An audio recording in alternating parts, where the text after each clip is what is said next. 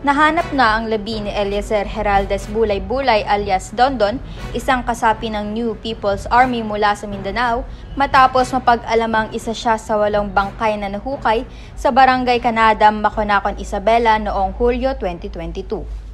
Ang kapatid ni Dondon ng unang nakipag-ugnayan sa 95th Infantry Battalion matapos makatanggap ng impormasyon mula sa dating kasamahan ng kanyang kapatid sa Lambak ng Cagayan. Agad na tumugon ang 95th IB at nakipag-ugnayan sa lokal na pamahalaan upang maproseso ang pagkuha ng labi. Si Dondon ay taga-barangay Kawayanon, Makilalan, North Cotabato, ay sumali sa NPA noong 2016 bilang team leader ng Front 72, Far South Mindanao Region. Noong 2017, lumipat siya sa Maynila at naatasan sa Regional Centro de Gravidad sa Aurora, Quirino.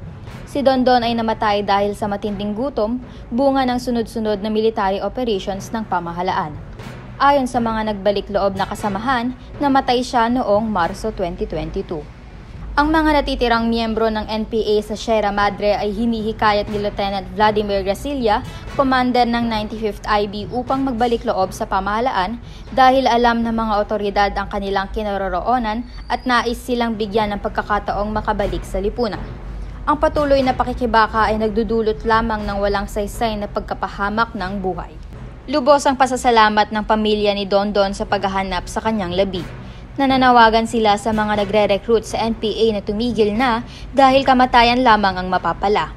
Ipinunto nila na sinamantala ng NPA ang pagkahilig ni Dondon sa baril na nagtulak sa kanyang kamatayan. Para sa Bill Visay News TV at Balitang Hilaga Publishing, ito po ang inyong media trainee, Mylruth Balinan, nag-uulat.